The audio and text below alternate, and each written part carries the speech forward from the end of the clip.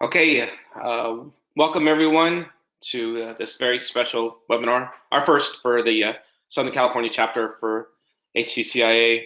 On the line, I have Edmund Chong with me, Vice President, and Brandon Waters, who will be presenting from Magnet Forensics. So before we start with Magnet Forensics, I just want to go over for us for the meeting. We've had an increase in membership fees of $10 from the international side. I just wanted all our members to know it was a $10 increase. So when you do renew, you will see that increase. If there's any issues or concerns, please feel free to contact me, Nick Pepper at SoCalHDCIA.com. Next, we have a Techno Summit that's coming in San Diego. It will be March 11th through 13th. There's a promo code for 30% off, which is Magnet, all caps 19. So if you look at that, we'll go ahead and put that in the chat. All right, so what we have right now is we have Magnet Forensics here. It's going to do talk about forensics in the cloud. A couple things, if you have questions, to put them into the chat, and we'll do our best to make sure that they get answered. And let's see what we have here. Brandon, are you up? Yep, I'm ready to go. All right, perfect. Brandon Waters, sir. Thank you. All right. Hello, everyone. So we're going to be going through a quick slideshow just to basically take you through the importance of cloud and how it's growing through the industry. And then after we complete that, I'll go into a short demo of the tool showing you how to add cloud, what you can do with the cloud data inside of the application. And afterwards, if you guys are interested, we can do kind of a little bonus section of covering additional case types, some tricks inside of Axiom, etc. So I'll go ahead and get started. So my name is Brandon Waters. I'm a solutions consultant over at Magnet Forensics. I previously worked for 10 years over at Access Data, so I was on the processing engine and the performance and all that stuff. So if you guys use that, I can use some comparisons to that if you need to. And then I moved over into Magnet in 2016 and working as a solutions consultant. Mostly the forensics background I have is like on media-based cases and things like that, helping with the RCFLs. And now getting in here with the cloud, it looks like this is going to be the next big thing for pretty much all types of investigations, law enforcement as well as corporate. So the basic principle behind Magnet is our founder, Jed. He started the company back when he was in law enforcement up in Canada. He was diagnosed with a sickness, so he had to be put into a lab for a while. During that time, he wanted to get a tool that was a lot easier to use with internet forensics. So he developed the beginning of IEF. It was originally called JAD software. And he would distribute that out among the team, or distribute that out among his users for free. People said, hey, you got to start a business with this. And it kind of developed from there. So our pilot tool was IEF, and it kind of developed into Axiom. So the vision that we have with Axiom is that a lot of the other tools out there were developed during the infancy of forensics itself, which means that a lot of the workflows that we use today were kind of put into the tool as the industry was maturing. So here, with creating a tool for the 21st century, we took the already mature industry, created a tool that was easier to use, more friendly towards the workflows that you have, to be able to pull out information as quick as possible to move through your cases as quickly as possible. This is basically just showing that we have international forensics is working with international law enforcement community and leveraging our technology and capabilities to combat child exploitation and other types of crimes. We're co-developing tools with U.S. intelligence community to recover and analyze large amounts of data. This is our product portfolio. So we want to create a seamless experience from beginning to end. Our flagship product, Axiom, our flagship was IEF developed into Axiom. And we also have Magnet Acquire, which is our acquisition utility.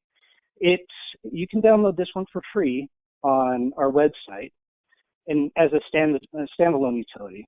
We have, it can image both computer and mobile. Our Magnet Atlas is a solution for case management. So you can basically put in all the different workflows, sorry, I can't think of the word,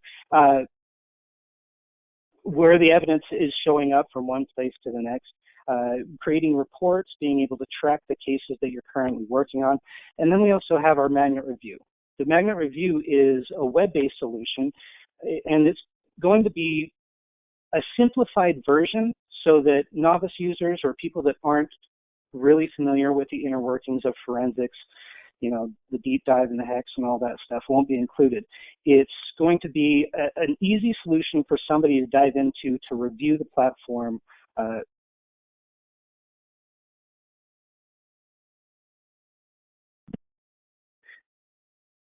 using a web interface that they can log into with the URL.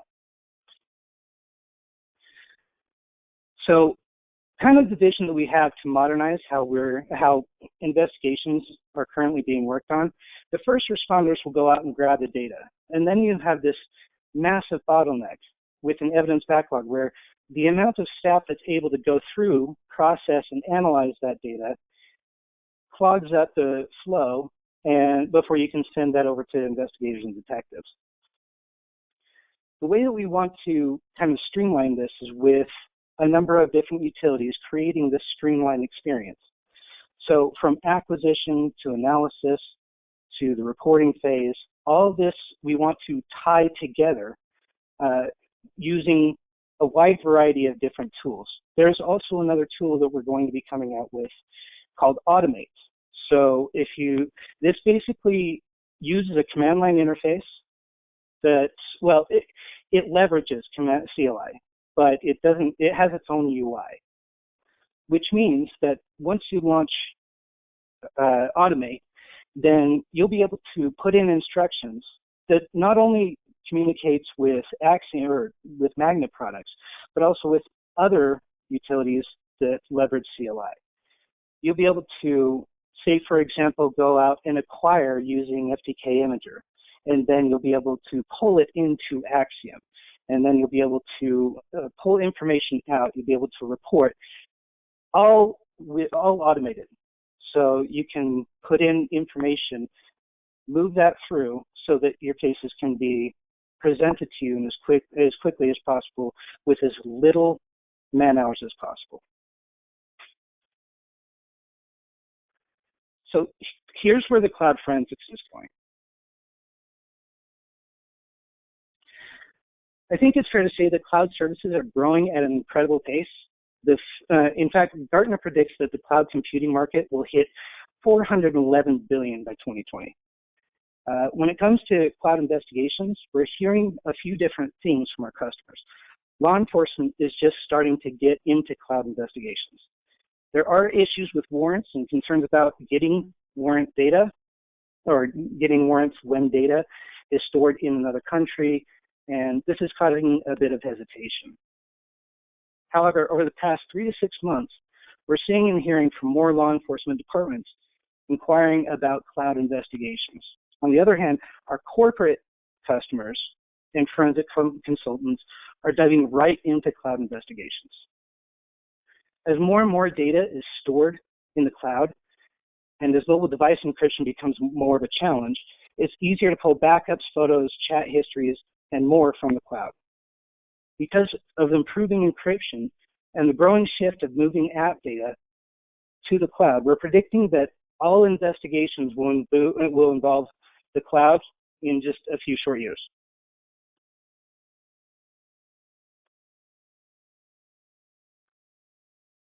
So let's jump back and talk a little more about the corporate cloud trends. We know that enterprises are increasingly storing content on the cloud services like SharePoint, Box, Dropbox, and the most interesting trend relates to Office 365. Microsoft expects 2/3 of the current Office business customers in the cloud by sometime this year in 2019. They also expect 70% of Exchange and Outlook users to be using cloud instead of on-premise versions by this year. Given this prolific shift to the cloud, I think it's fair to say that enterprises need a way to conduct cloud investigations. Again, like law enforcement, there are fewer legal constraints to examine cloud evidence in corporate.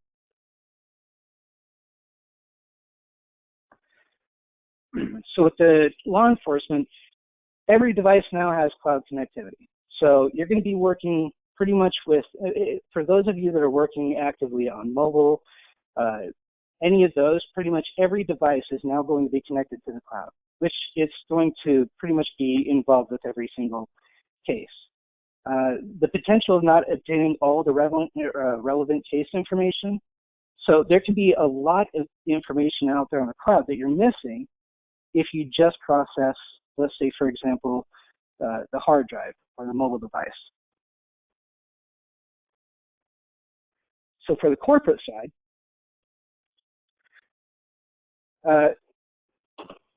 let's discuss the types of cloud investigations that we're hearing about.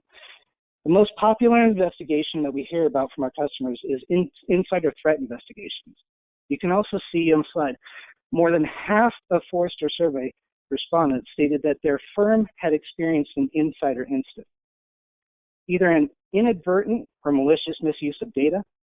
They also stated that detecting insiders requires a defined process and focused team, and of course, appropriate detection technologies, including digital forensics. Additionally, you can see that a recent study by IBM shows that the prevalent insider threats are for the financial district and healthcare. But what really drew me to this study was the number of insiders that were inadvertent actors, meaning they didn't know their credentials were being used to leak information. This is where things like the ability to review O365 audit logs, and we can demo some examples of this a little bit later in the presentation.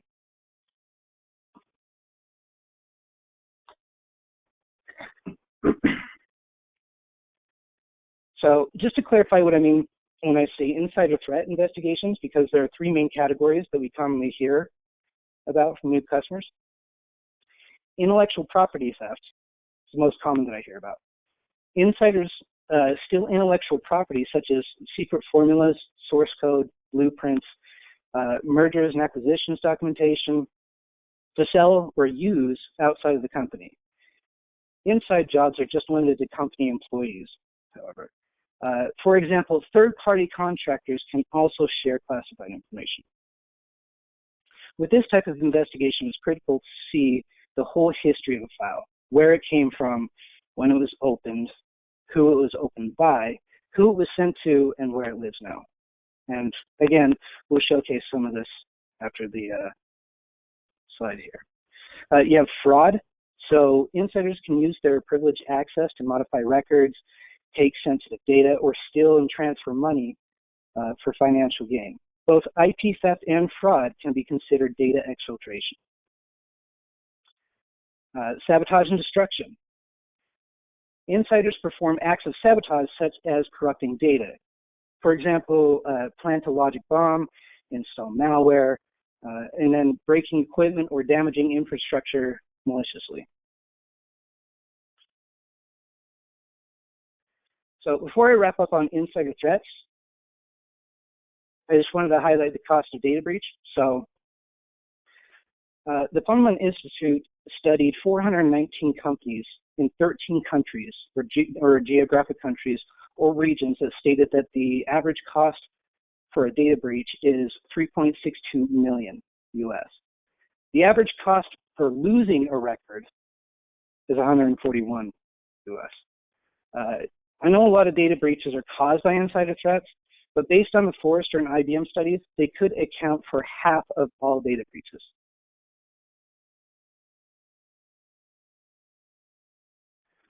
The other type of investigation that we commonly hear about are employee misconduct investigations.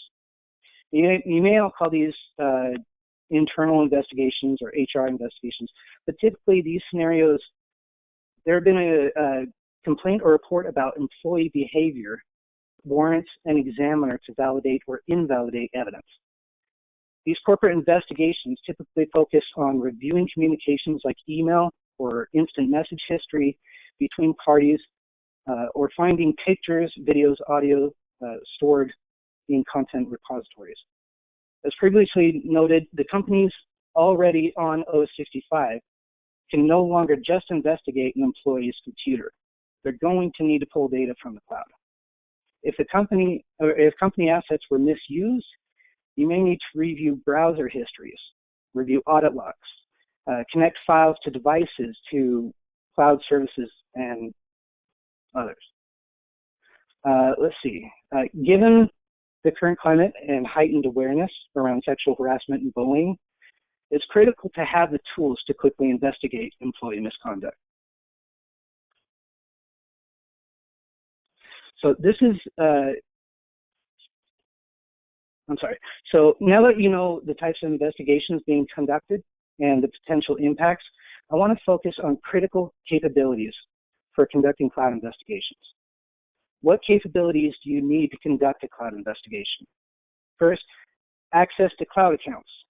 Easiest with admin credentials, but you could also use other credentials. In some cases, you may even need the two-factor authentication, which we also support. Preserving valuable metadata.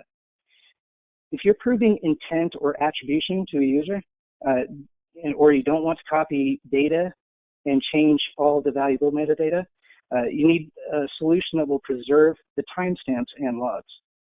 Speaking of logs, audit logs are critical for determining who and when and where files are accessed. As I said at the start, many employees don't know when they have been compromised. It's critical to determine if somebody from the outside of your organization or even your country is accessing your content. So there's an importance of seeing the whole picture. Follow the story of a file, where it came from, where it went, where it lived on the device. So covering the law enforcement side, while many think child exploitation when they think of digital forensics or law enforcement, investigations range across every aspect of law enforcement. You have child exploitation, harassment, identity theft, white collar and property crimes, narcotics investigation. Long ago, when we were all working on the road, we would, when would a suspect give you more information?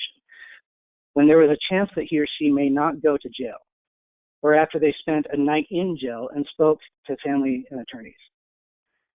Gaining consent to potentially collaborate or corroborate a statement when information is being given can yield results faster than potentially waiting weeks for your evidence to return. Note some circumstances will require reaching out with legal documentation to these service providers. But using verbal judo and getting access early to gather the data I need has yielded better results more times than not. I'm sorry if some of these sound like I'm reading, because I am, so I apologize if that's choppy. Let's see. So here's where we can get into how Axiom can help you. Corporate devices include computers, mobile devices, and tablets. So Axiom can put all 3 devices into a single case, so you can cross-analyze those. We also recover memory since we've integrated volatility into the product. We're fully dedicated to corporate cloud forensics and recently added a number of corporate and O365 specific features. Examiners can now select specific files and folders to acquire from OneDrive and SharePoint. This capability saves a great deal of time. As users no longer need to acquire everything in the cloud, examiners can also acquire O365 audit logs to see users' actions. For example, what was accessed and when.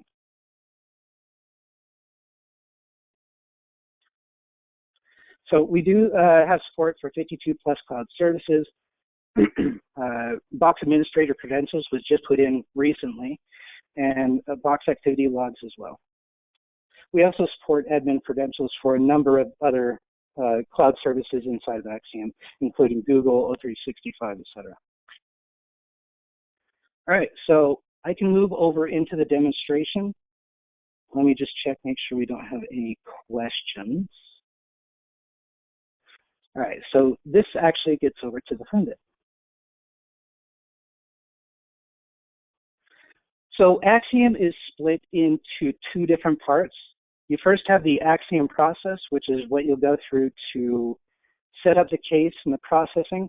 Now, I know that we have a mixed audience here of people that have used Axiom, or maybe some that may be newer to it or just familiar with IEF. So I'll briefly go through the process side and just hit on the points for cloud, etc. But I'm going to spend most of the time over in Examine. So Examine is what you'll be working with after the case has been processed. And this is the interface that you'll be going through to review the evidence that has been found. So if we want to initially go out and collect from a cloud location and add that evidence into the case, we have create new case up here or add evidence to existing case down here. We'll just go ahead and create a new case. Now, this whole interface is very user-friendly. You can go through, and we've marked everything very well so that you can read through the necessary fields that you have to fill out. So for case number, everything here is going to be very self-explanatory. There's one thing to point out is this path right here. Now, if you're collecting from a cloud location, that's considered an acquisition inside of Axiom. We've integrated our acquire utility that I mentioned earlier, which we use to create images, into Axiom. And this has a number of different benefits. For one, if you have, let's say, for example, a drive or a mobile device come in at the end of the day or before a weekend, and kick off that imaging process to image that device, and it finishes at, say, 2 o'clock in the morning, then there could be a large time gap before you come into the office the next day. If you acquire through Axiom here, you can tie those 2 steps together and close that time gap. So you can set a device up to be acquired, and then it'll immediately kick into processing afterwards. And the same principle with cloud. This highlighted location right here is where it will send the images to. So we have computer, mobile, and cloud. For the purposes of this demo, I'm just going to hit on the cloud. So if you want to add a piece of cloud evidence, you can either load evidence if you already have the evidence, including Apple or Google backups, or a magnet forensics image that you had recently acquired. So if I want to acquire, I go here, say that I have authorization to access that location, and here's a list of the different locations that we are currently able to gather from. Now I'll go over a few brief highlights inside of this list. So, for example, with the box, we just recently added the administrator credentials so that you'll be able to access other users. For Facebook, now this is not to be confused with a crawler. For example, it's not going to go out and get pages of public friends and friends of friends. What this is going to do is use the user's login, log into their accounts, and get their user information, their messages, their pictures, their wall, all the information that's just directly towards them. For Google, we can get the entire G Suite, and you can log in with both user and administrator credentials so that you can access other accounts as well. For Microsoft, for the O365, again, you can log in with administrator credentials or user credentials. Now, just to go through one of our examples here, I'm actually going to log into a Google account.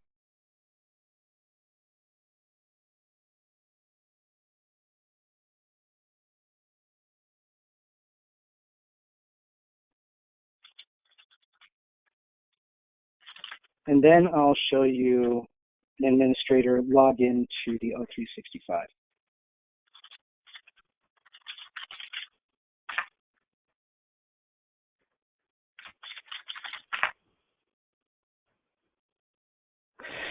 So when you log in, and once again, two-factor authentication is supported, I can log into the account. This is basically telling me all the locations that it needs access to. You hit allow.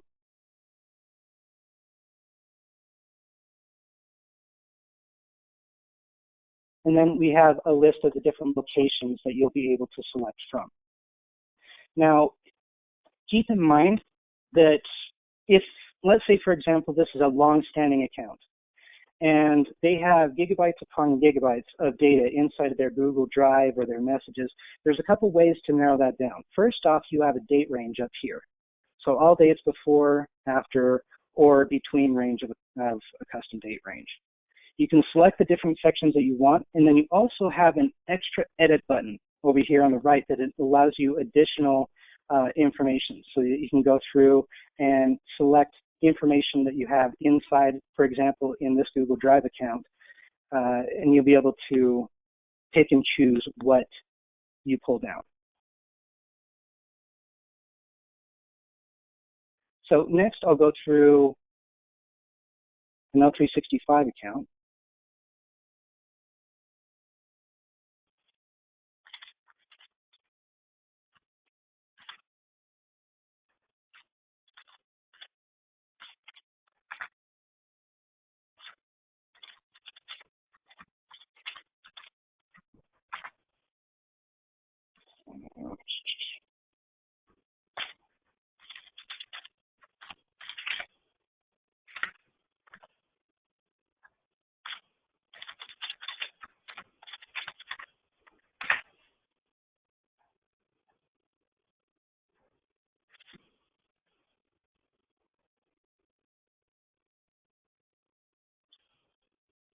So inside of here, once again, you can go through and select the audit log since this is an admin login. And then also for the Microsoft Mail, over here with the edits, just to show you how the administrative credentials work, I can collect everything from this box, or I can come in here and edit. Right now I have Craig Guyman, which is my boss, selected, but I can pull in my account as well. And then you can see that his account has read access to this account so that I can pull in, let's say, for example, my user or any number of users that we would like to pull in.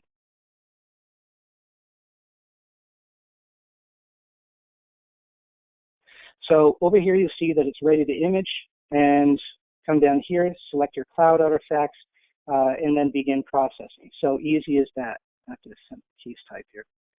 And then you'll begin analyzing from there. These options we can go through in more detail if you guys are curious afterwards, but that's how simple it is to be able to add any of the cloud data into a case. So now I'm going to take you through a brief introduction to the actual UI and how it's laid out, so when I'm navigating, I don't lose you guys. This is going to be your opening window. You're going to want to spend most of your time on the artifacts view, and this gives you all of the important artifacts right here in front of you, categorized over here on the left. Up at the top, we have a number of drop-down filters that are also stackable and can be extremely useful in quickly narrowing down the data that you want to look at out of a large data set. For example, I have 2 cloud images that have been pulled in here, as well as a computer. So if I just wanted to focus on the computer, I can do that. I can also stack on dates and times, so I can focus on a time frame, and I can add keywords that I pulled in and narrow this list down as much as you want to. And you'll notice that even with it filtered, everything is still categorized and displayed. It's just filtered down to exactly what you want to see. So we have 2 drop-downs here that we're going to be focusing on. One on the left, which basically takes us through the different views. I'll briefly take you through those. And then one on the right, which focuses on different areas of the investigation. For example, conversations or pictures or timelines. So we'll start over here on the left. And first I want to show you this case dashboard because there's some useful information, especially with the cloud, that you'll be able to access. Let's say, for example, you process a computer or a mobile device. And inside of that mobile device, passwords and tokens for cloud locations have been discovered and pulled out. You can see and access those inside of this view. So first off, we have a case summary for each individual evidence item that you add, including being able to add a picture for, let's say, for example, the drive itself. You have a summary over here on the right-hand side that you'll be able to jump straight to if you want to jump to media, tags and comments section, etc. But we want to focus on this passwords and tokens. So if I click on here, then we can see that we have a hotmail.com login for a Facebook account using this Magnet 21. Now we already have this one added into the case for time's sake, but if I wanted to add this cloud location directly into my case from here, all I have to do is right click on it and say add new cloud evidence using passwords and tokens. Simple as that. So if you have a token for an O365 that was found inside of your case, you can add it in right away just by right clicking on it and adding it from the password section.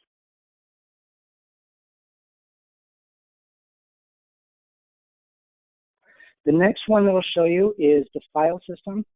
I'll show you connections in a little bit, but you won't see much right now. It works a certain way. But if we go down to the file system, then you can see this is basically just like your Windows Explorer. It allows you to drill down through the file system, see files, including system files, as well as the hex. It's basically your deep dive location. And there's lots of separate features in here as well. Finally, we have the registry. We won't cover this much because we're focusing on cloud here. But if there are registry hives discovered inside of the data set, it will pull those out as well.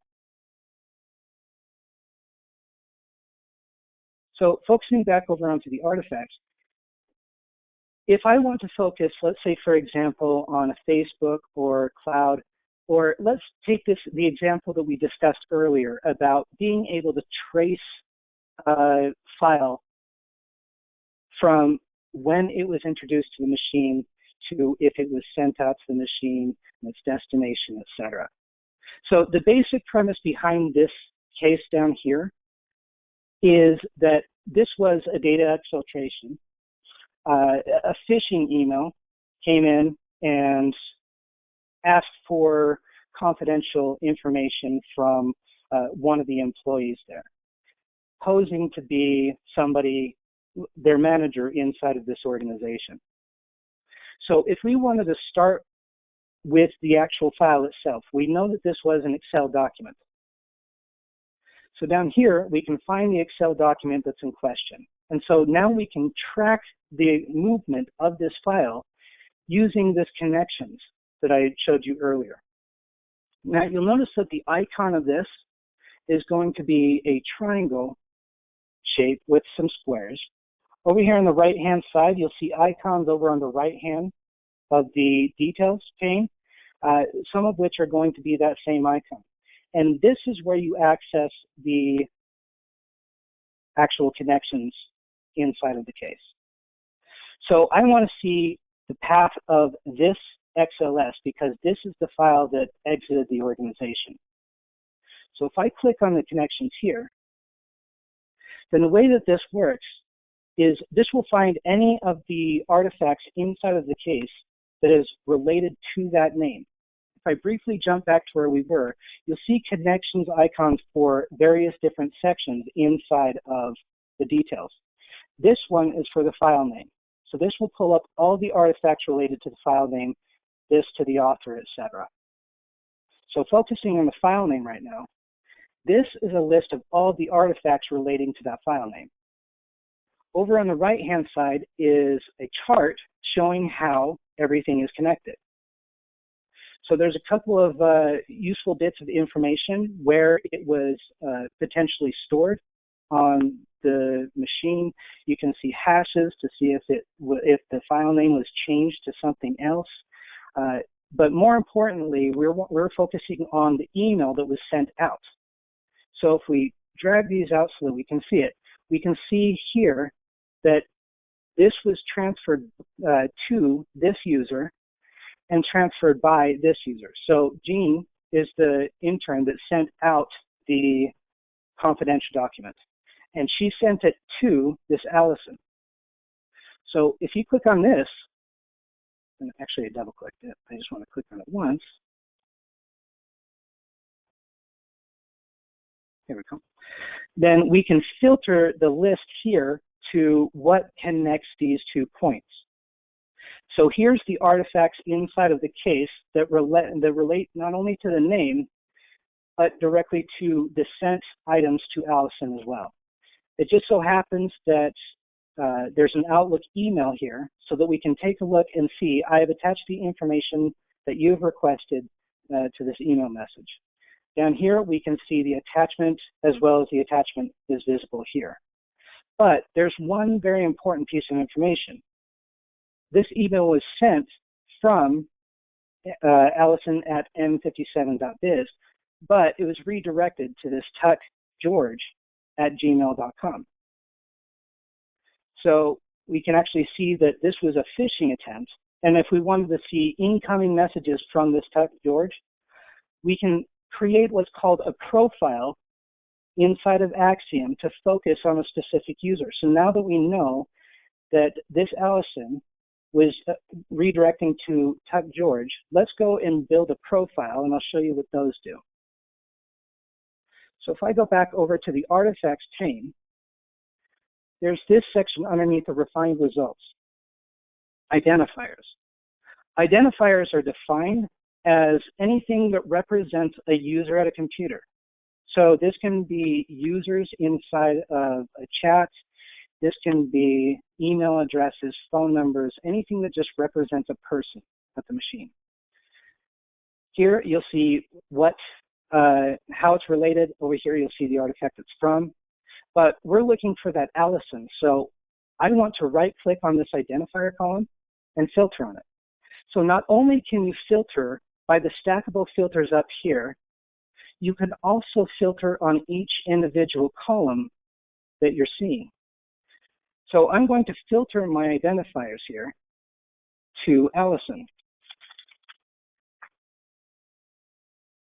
And I can see that there is a legitimate Allison, and then I can also see this one that's redirecting to tuckgeorge. So I want to focus on this one. So I'm going to create a new profile to add this identifier to. So I come up here to Tools, Profiles, and I'm going to say False Allison.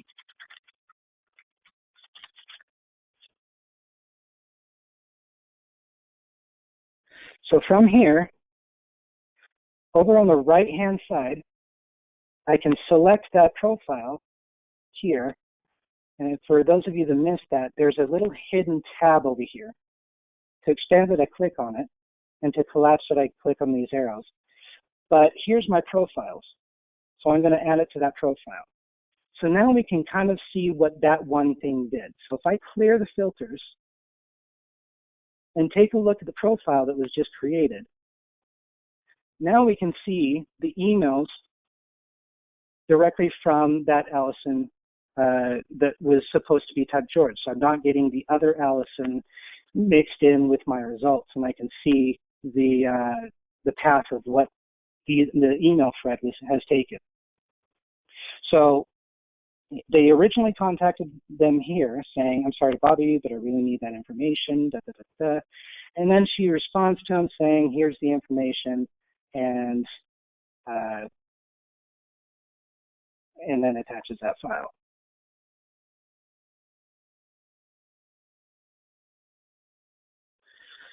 So I can show you another type of example for the connections, but that's going to be related to other types of investigations. So just a few quick things about cloud is that if I wanted to go over to the file system view, and let's say, for example, inside of the Google file, I only wanted to focus on files from Drive, or I only wanted to focus on the Gmail messages.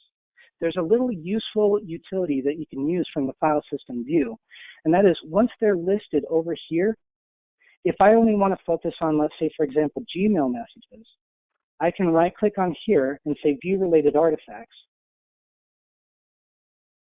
and that will automatically filter my list to anything that is related to the Gmail messages or anything that comes from that directory. So if I look at this PDF document and look down in the details, you can see that it comes from Google, Gmail messages, and then the rest of the path here. Now, this little trick works on both files and folders. So not only is it useful with cloud artifacts, but you can also use it to dig into users' directories inside of computers, or even unpartitioned space. If I wanted to right-click and view the artifacts from the unpartitioned space, this is a demo image, so it doesn't have anything from it.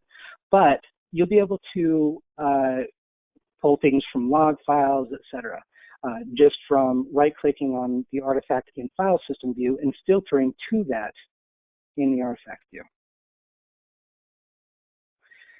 Now, I know that there's different locations and different sections inside of the cloud that some of you might have questions on. I'd like to take some time now to see, do you guys have any questions so far? And would you guys like me to jump into some of the other computer-related case types? For example, I have IP theft, I have media-based cases, tricks within the application. So I'll just keep an eye on the chat and just see where you guys would like to go from here. I can show you individual sections inside of cloud data if there's a specific section or a specific type of cloud that you're looking for, etc.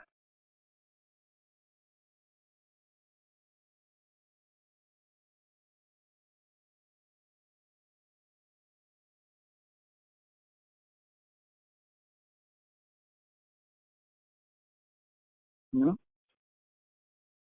Well, I'll keep this cloud case up, and I will jump over into this case here to where I can show you some different tricks with timelines, and this will be applicable to all types of cases. So it's going to be universal. It'll just show you some of the mechanics that you can do inside of the application using connections, how it works, some useful scenarios, and things like that. If you guys do have any additional questions, specifically regarding the cloud only, then please do let me know, and we can jump back over to that at any time. But that covers, for the most part, the cloud portion of the demo. So inside of this case, we have 4 different evidence items.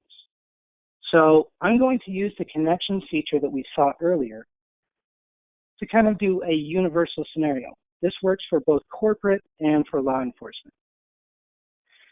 The basic premise behind this is that I want to see if we have any external drives, USB drives, or anything that has been plugged into the machine, what they were doing with that drive, and did they transfer any files to it? Were they looking at any files off of that?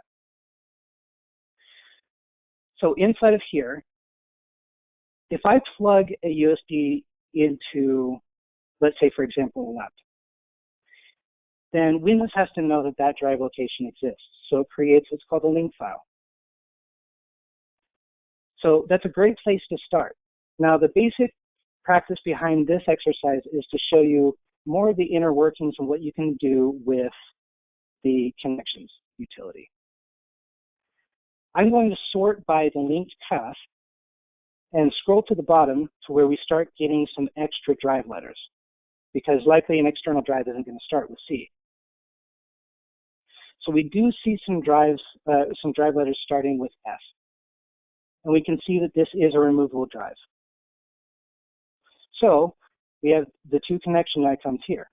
We have one connecting to the F drive letter and one connecting to the volume serial number.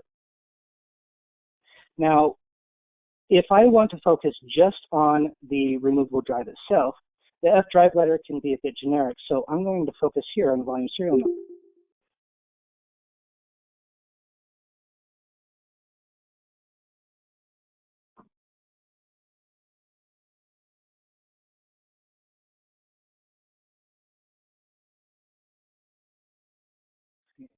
Sorry, I'm getting the chat here.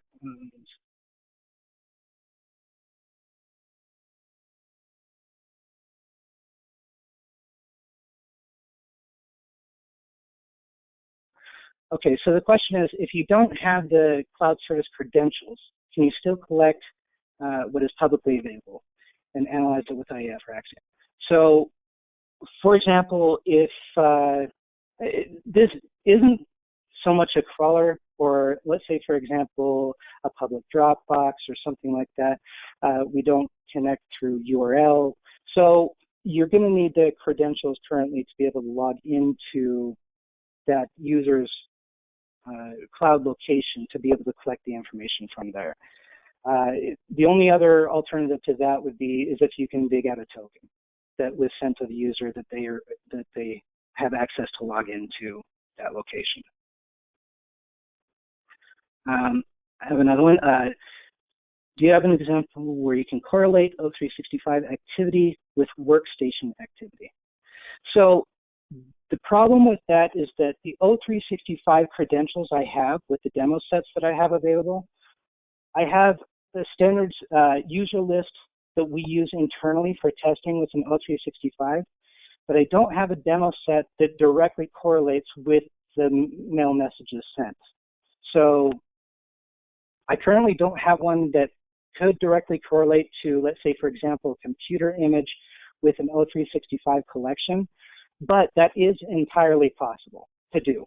If you did collect an O365 with the computer alongside of it, you'll still be able to see the connections through email, you'll see file paths and information that is sent across platforms, as well as multiple different users, multiple different computers. So yeah, if you have two different users' computers in there with two different users' cloud collections, then you'll still be able to cross-analyze those. But I don't have an example for that, I apologize.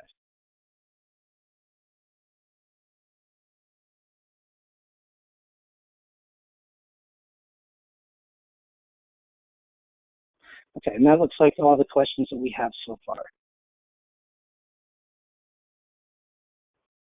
So do you guys have any other questions with the cloud? I know that we're going into computer workflows. Is this something that you're interested in with what I started going into with the USB thumb drives? I don't want to go into stuff that you're not interested in. But as I said, if I'm only covering the cloud, I can cover the artifacts. But as far as inside of the application itself, what you can do with it, interaction between different evidence items, I have a select amount of cases that will correlate memory with drive in an IR investigation and things like that that I can go through as well.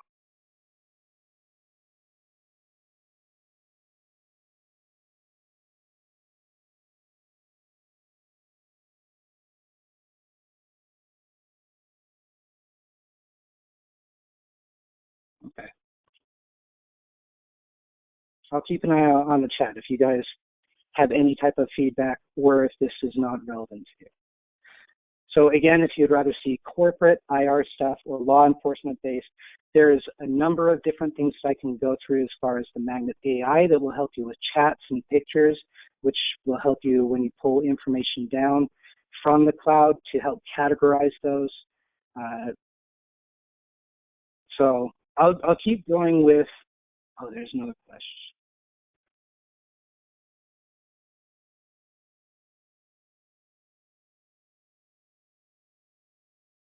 Also, if you have a question that's too long to type, just let us know that you have a question and we can unmute you as well. Okay. Okay, so how about using a user's credential or a UC profile for Facebook and collecting what other Facebook users share publicly? So that would fall more under a crawler, to be able to follow links and go X layers deep through the user's information. Currently, we don't have the crawling capability to be able to leave the user's profile and follow links to find public-facing profiles and gather data from there.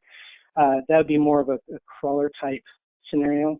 But yeah, currently, like with Facebook, it would be my user login. And if you wanted to get like my friends' public profiles, you wouldn't be able to get that, but you'd be able to get all of my personal messages if they sent messages to me and things of that sort.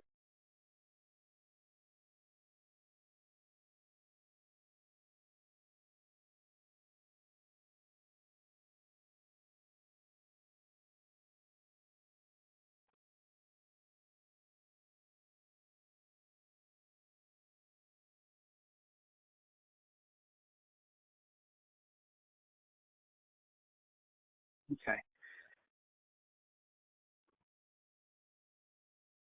Again, I'll try to keep an eye on chat rather than sitting idle while we wait for any questions. If you have any, I'll continue with a few short examples of how you can use the application in various circumstances. So again, following with the link file, I can see that there was a removable drive. There's a volume serial number here. So I want to see all the connections to this volume serial number. Again, everything is going to be filtered in over here, but we see a bunch of useful information that would normally take a bunch of manual digging to find out. So we can see off of this USB device that they plugged in, that they opened 2 different PDFs and a JPEG. If you want to prove that, once again, you can click on this to filter between those 2 points. And as I bookmarked here, I can bookmark all these files, add that into a report, and say, here's the proof that they opened this PDF off of this thumb drive. But all we have regarding the actual device itself is the serial number, but we see a device identifier down here. So again, this will link information to the USB device so that I can look at the details up here and see that this was a SanDisk Cruiser that they plugged in to an associated user and a last connected date and time. So here's another feature that's cross-compatible across all data types, including cloud. It's going to be this little icon here. This is, it looks like a little clock, but this is what we call the relative time filter. This can be used as an anchor point so that if you want to focus on a specific date and time, for example, the last time that this device was plugged in, what were they doing around that time? Were they searching on the internet? Were they accessing other locations? What I can do is hit this, and it uses this as this timestamp as an anchor point, and then I can pick a range between minutes, hours, days, etc., of that timestamp. So I can say within 1 hour, before and after they plug this device in. Hit OK. This says that it's going to take me back over to the Artifacts Explorer. We're currently on the connections. And then that will filter everything into the case that comes directly from that time frame. So now I can focus on the time frame of when I know that this person was at the computer. So that's just another useful way that you can use that, as well as showing you the relative time feature functionality over here. Now, I have a whole list over here of how we can focus on different portions inside of, or different areas of the investigation inside of the case. So if we wanted to, let's say, for example, say the conversation, what we can do is click on that, and I have to get rid of my other filter here. And you'll notice a list of different chat types here. Now, the conversation view will take whatever chat was used and generate a view similar to what that application looks like. So Kik is going to look like Kik, Facebook will look like a Facebook chat, so on and so forth. Now, we generate this view, so if you want to run searches, the highlighted hits will also show up over here, as well as down here. So let's say, for example, I wanted to do a search for Joe.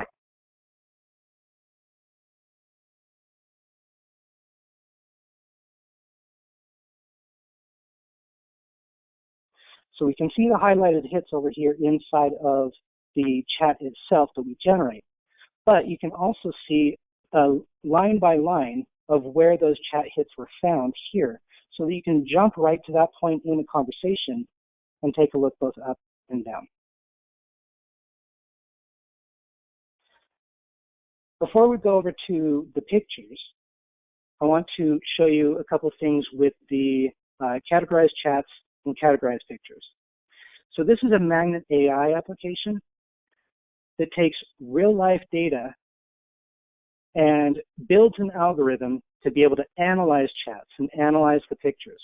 This is more than just a keyword search or looking for names, etc. This will analyze chats, for example, for meetup locations. So the current categories that we have in our AI for chats itself is grooming and luring or sex-related. Those will be expanding, and I know that that's not going to fit everybody's case type that's watching this, but we also have a large list for pictures as well. So if we go in here to the categorized pictures, then we have buildings, exteriors, we have child abuse, documents for IDs and cards, as well as paper documents. You have drugs, so transactions, money, nudity, screen captures, which, let's say, for example, you're inside of a meeting room and what's up on the monitor is confidential. It's not supposed to leave that meeting room, but somebody's snapping pictures of what's up there from their mobile phone. Well, this screen capture will even pick those up. So full-blown analysis on the pictures as well that can help in a wide variety of different investigations.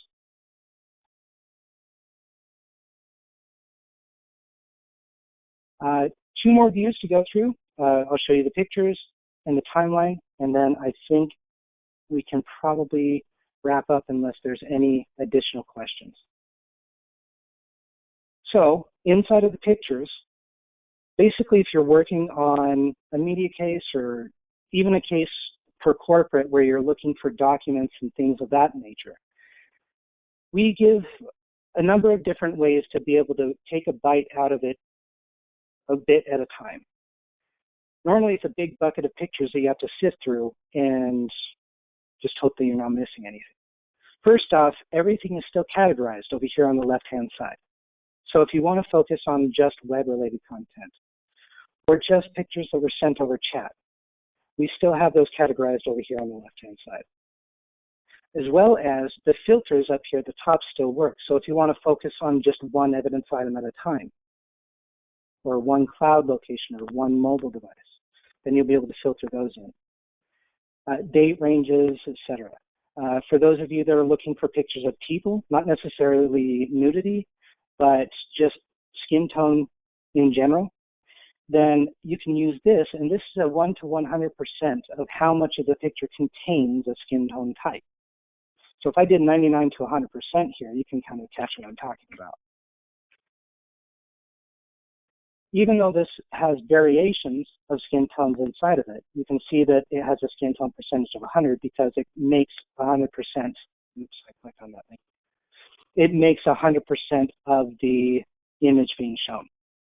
So using that, I can take this down to, say, for example, 40 to 60% and try to narrow in on what would be considered pictures of people rather than of documents. If I wanted to filter out pictures of people so that I could focus on documents, I can still leverage that by saying from 0 to 20%. So it's filtering out skin tones.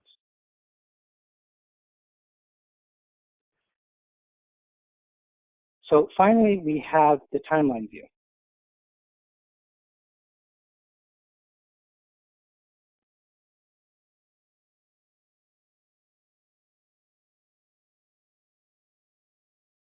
So let's say, for example, you're looking at emails or chats around a specific time frame.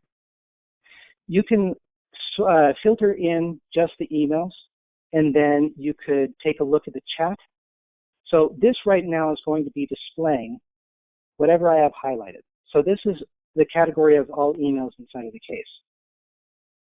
Once again, I can still filter on different evidence items, just as a reminder. But if I wanted to focus on a specific area here within the timeline, I can click on that time spike there. It will give me a brief message on what is located around that time frame. I can then hit View Details. And down here, we have all the different details for the item that I have highlighted. Now, let's say, for example, they say launch up a chat, or inside of a chat message, they say, I just sent you an email. So even if these exist in different types, let's say, for example, the email is pulled down from O365 Cloud, and the chat was on the computer that you're actually examining. So you can take a look at the Skype chats here, and then I can come down here, hold down Control, and select email, either the whole category or individual email types here. And I have a top to bottom view for the chats up here and the emails down here to see if they sent emails around the same time that the chat was taking place. So being able to mix and match categories inside of this timeline can be very useful. Let's say, for example, if you're comparing a download with plugging in a thumb drive, then you'll be able to mix and match these to be able to get a visual comparison. Now, with that being said, in the near future, we're coming out with super timelining as well. So you can build a story of the artifacts that you find. They opened this email, then they transferred this file, then they did this, and mix and match different aspects in the case into a massive super timeline. And that should be in the near future.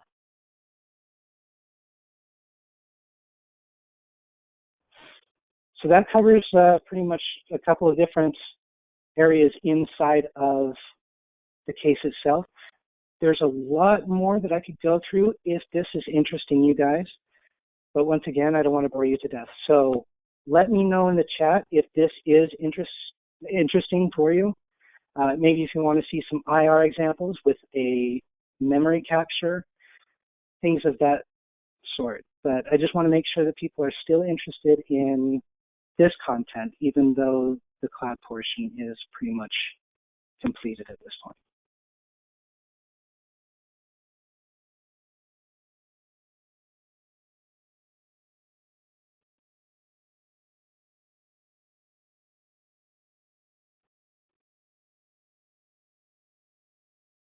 And while I'm waiting for responses in the chat, there's one other thing that I can take you guys through with it, which will be helpful in any scenario. We this actually is called the portable for the IR whenever you're ready. Oh, okay. So you would like to see the IR? Perfect. I will definitely show you that. Yeah, Terry requested that would be great. Okay.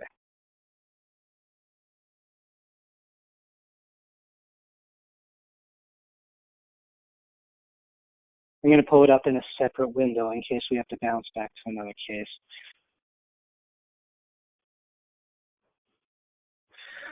All right, the premise behind this IR example is we are analyzing a computer. This data set will look familiar to some of you guys that have taken the SAMS course.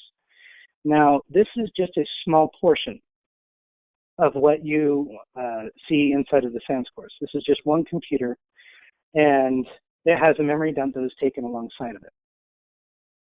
Essentially, malicious software has been placed onto this drive, and we need to find out not only where it came from, but what exactly it was that was placed onto the machine, who put it on there, when it was done, and get all the information to put into IOCs.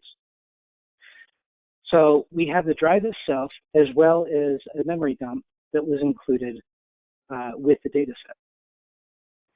So you'll notice down here we have an extra category, and that is memory. So starting down here in the memory module, these are the modules that are loaded in for through volatility. Now, just for the demo's sake, down here in the malware finder, which is one of the plugins through volatility, it can be a hit and miss, but it can also be a very useful utility to find a starting point. And in this case, we use that because we have an overwhelming occurrence of this 6404 process ID. And we can see here that that belongs to an SBC host. So we want to narrow down, why does it think that this SBC host, this 6404 of all of them, why is this one suspicious? So let's take a look at all the SBC hosts to see if we can find any differences. So I'm going to jump down here into the processes list. And here we see all the different processes. We have the processing IDs and the parent process IDs, etc. I want to narrow this down to just the SBC host. So I'm going to right-click on the name here and filter on that column. So I'll type in SBC host just so I can see some of the differences here. Now, one commonality, if we sort here by parent process ID, is that all of the other active SBC hosts here have a parent ID of 564, and these ones are 2100. One of those process IDs happens to be 6404. So I want to take a look at where it's being launched from. Generally, all these SBC hosts should be launched from the same location. I want to see if this one is launched from the same executable. So I'll go ahead and clear my filters again. If we come up here into the DLL list, then this gives us some additional information on the processes that are loaded in. Once again, I want to sort or filter down to the SBC host. And now we can see the different occurrences with the process IDs. Here I can see the 6404, but there's a couple of occurrences here that are concerning. These ones are being launched from where I would expect. C, Windows System 32, and then it's being launched from there. This one, however, the 6404, is being launched from C, Windows System 32, DLL host, SBC host. Now, normally at this point, sorry, one quick question here.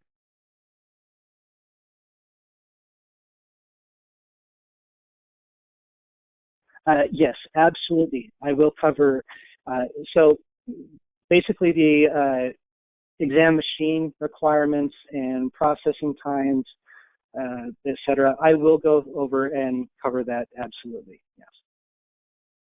Okay, so here, now that we've kind of narrowed down to some abnormalities with this SVC host, we can see it's coming from a different path.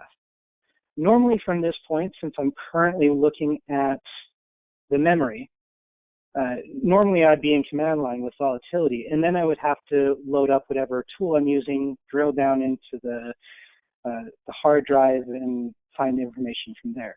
But once again, we can tie information together based on the information that's provided.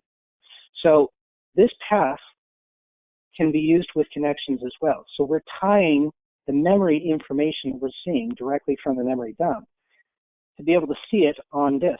So if I click on this, we have a reference point here, and here you can see it leads directly into my computer. Now, things directly relating to the DLL host is going to be primarily shell bags, as we see here. So we see some information about the SCC hosts, etc. down here. But one of the things that's going to be most important is going to be this. We can see that there was a .reg file that existed in that location, and that modifies the registry. So it's kind of a big deal to find out what exactly that is modifying in the registry. So I want to start leading down into there. Now, as we're exploring, you'll notice that I double-clicked that, and we can start exploring down into the connections. Now, there's a couple different ways to go back to where you were. There's a back button here, or you can create bookmarks and nodes so that if you want to jump back to a point several layers back, then you'll be able to just click on this node, and it will jump you back to that location. So with that being said, let's start exploring using the connections. First off, I want more information on this .reg file. So I want to start going in here. We can see filtered in that it actually found the .reg file here, which allows me to see it. So up here on the details, I'm going to take a look at this, and we can see that this is actually modifying the registry for the home to be an ad site, an ad URL. So this is absolutely malicious in nature. And so I want to keep diving into this reg file.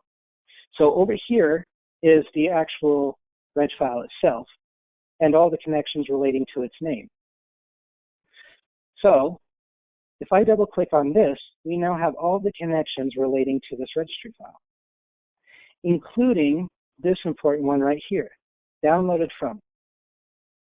And we have a URL. So we can see exactly where they got this file from. Now, this is a golden opportunity. Not only can we see the URL that they downloaded this from based on a Firefox download artifact with that name, but I also have the date and time that they downloaded it at. So now I know when the person was active on this machine, putting malicious software on here. Very important information. So now I can bookmark all this, and now I want to focus my investigation on the time frame when I know that the suspect was at the machine. So based on this download artifact, I'm going to hit this button again, which is the relative time filter. It uses that timestamp, and I just want to focus at first 15 minutes, just 15 minutes both before and after. Now, if you wanted to modify like 0 minutes before, 30 minutes after, then you can uncheck that and modify that there. In this case, I want both before and after. So I hit OK. Once again, I have more than one filter applied. This is an important thing to see. So in this case, I have 0 matching results, but that does not mean that I have no results. I am intending to filter in by a date and time, but if you remember, we were filtering on the columns for SDC host, and that filter is still active, so I'm going to get rid of that. So we only have the filter we want applied. Now, down here, we can start browsing through the information that occurred 15 minutes before and after when we know the suspect was on this machine. So I can check out the rebuilt web pages to see where they were navigating to, and it looks like there's a directory listing here for the reg file that we were taking a look at. But there's also an executable. So did they download the executable? Well, we can take a look here at the Firefox downloads that's been filtered in. So within that time frame, I can see that they did in fact download a registry, a .reg file, and a .exe file.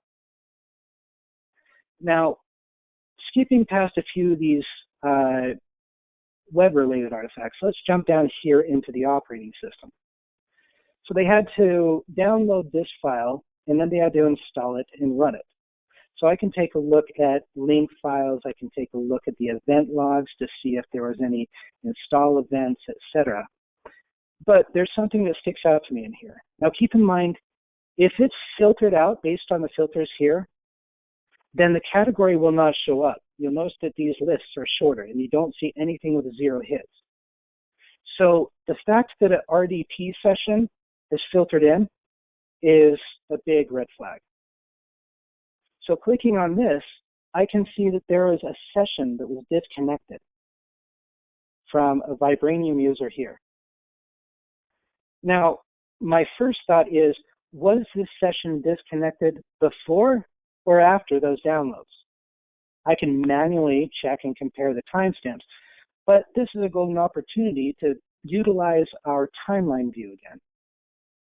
So if I go to the timeline view, then it will filter in my RDP sessions, and I can combine that with the downloads so that I can see visually right away which one occurred first. So I'm going to control click the downloads here.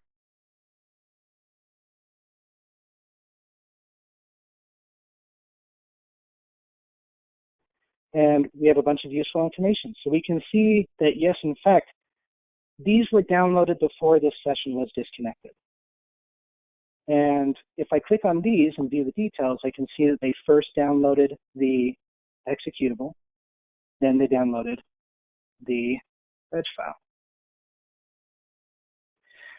Now, there's one additional trick in here that's really cool, the way that you can use the connection.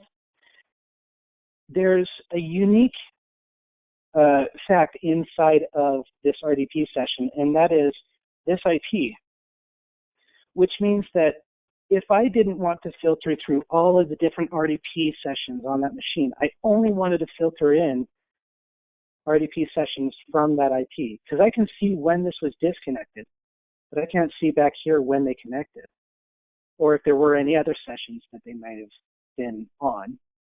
So let's click the connections here. And once again, this will show all of the different RDPs related to that IP. So if we take a look at any of these here and take a look at the details, they're all associated to that IP. So I'm going to bookmark all of these because I want to see any sessions directly related to that IP coming in from a remote desktop to see when they were on this machine. So I'm going to highlight everything here, go to my tags, and I'll get rid of the one that we have already and create a new tag here. So for those of you that didn't see, let me just do that again. There's, again, 2 different tabs over here. I went to the Tags, Profiles, and Media Categories tab. So from here, I can immediately add a new tag, and I'm just going to put this one as RDP2 and hit OK. So now all these are tagged with RDP2. So let's filter in any of the RDP sessions related directly to that IP. So I'm going to clear my filters and add that tag that I just created.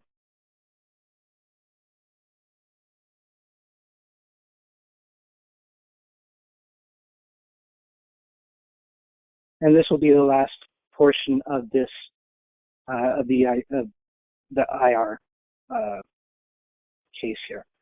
So if we take a look at these different spikes, this is displaying anything related to that IP with an RDP. This, I can see that an account was successfully logged on from this IP using these credentials. Over here, I can see that a session was disconnected from this IP using these credentials. So I have a time frame to focus on here now. Again, over here, if we want to take a look at everything that was here, we can see incoming, the session was connected from Vibranium using these, from the IP address. And then we can view the details here to see that the session was disconnected. Lots of very useful ways to be able to quickly narrow down information that you're directly looking for. Now, if you guys do have any questions, I'll keep an eye on the chat. In the meantime, I'll hit on the question that came in with the examination requirements. So We do have the minimum requirements posted up here, but there's a few nuances that I'll definitely give you guys. So if you come up here to the documentation and the user guide, then we have a whole system requirements section here. You have the minimum and the required, recommended requirement here that's located inside of the user document. Now, there's a lot of useful information, including clock speeds and cores, which is going to have a very large impact on your processing. But a couple things that it doesn't really touch on is a lot of applications that you guys may be using out there are disk intensive. Let's say accessing the original evidence, or processor intensive for processing. Axiom is memory intensive. So if you want to focus on a specific section when designing a machine, I personally, just strictly for Axiom, would focus primarily on memory. The reason for that is because the database that it creates inside of the case folder is going to be mapped into memory as much as it can for the quickest access. That creates for smooth navigating, quick filtering, and things of that sort. If you don't have enough memory to map the entire database into, it will still map as much of it as it can, but if you only have a little bit, then it's going to have to reach back out to that database to be able to filter and things like that. So memory is definitely the most important for both processing and for more so for examine.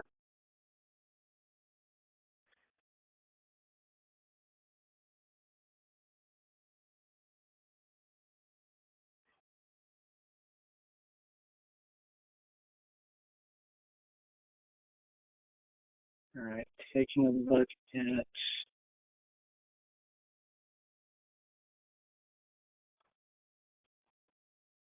the questions here.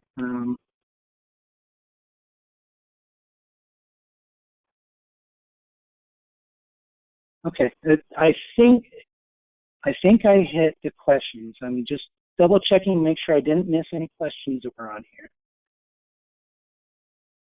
And if you guys have any additional questions, by all means, please let me know, and I'd be happy to take you through those as well. In the meantime, I'll show you one very useful feature that will be useful in all investigations, whether it's cloud, mobile, computer, you name it. And this feature is called the portable case. So let's say, for example, I'm working on a case, any type of evidence, but inside of this case, I want to work with a colleague and spread out some of that work. Well, let's say, for example, I wanted to send them just the chats, or maybe just the stuff that I bookmarked. Literally any subset of data that you would like to include, you can filter that down and export this. So let's choose a small one. Let's just say social networking stuff here. And I want to send a portable case of social networking out to a colleague of mine.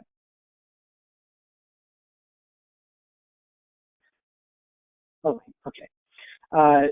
So I would basically create a portable case and send that out to a colleague. That person would not have to have Axiom installed, and it would not have to have a license to open it. It's a completely self-contained folder.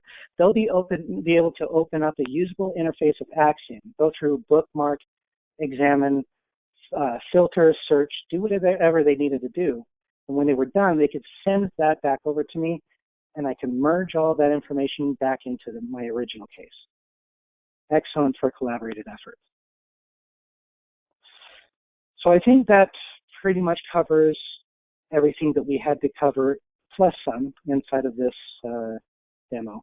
If you guys do have any additional questions, once again, I'll put this up on the screen.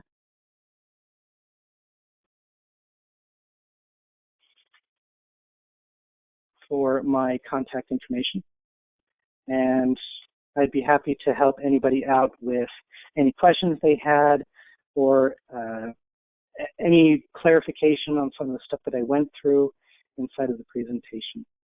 But thank you all for joining very much, and I'll pass it back over to Edmund if he wanted to wrap up with anything.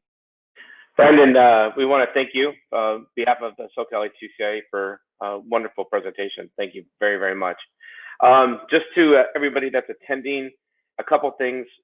Our March meeting will be out soon. Just look for it on our website, and also we'll be sending out messages.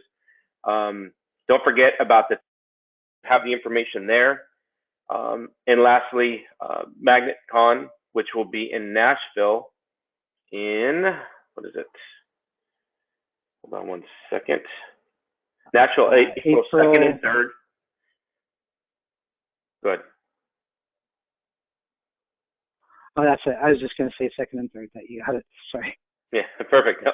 All right. So that just about wraps it up. Anything else? We'll talk soon. But on behalf of HCCIA, thank you very, very much. Guys, one more thing. Oh crap.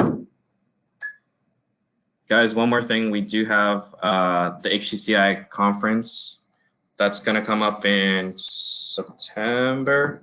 It's going to be in Chicago, so make sure you register early for early bird and all that fun jazz. And thanks again for joining, guys. Thank you, Edmund. Thank you, guys. Thanks, everyone.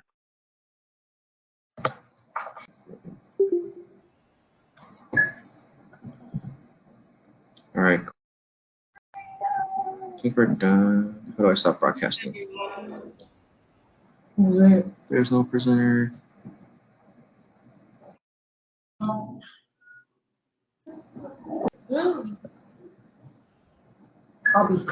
trying to think. So how are we doing this? Maybe how do we stop broadcasting? I stopped recording, but we just have to end the session to stop broadcasting. Okay. All right. So I guess we can all jump off then. Yep. Thank you. Thank you. Thank you very much. Bye. All right. Bye, guys. Bye-bye. Bye-bye.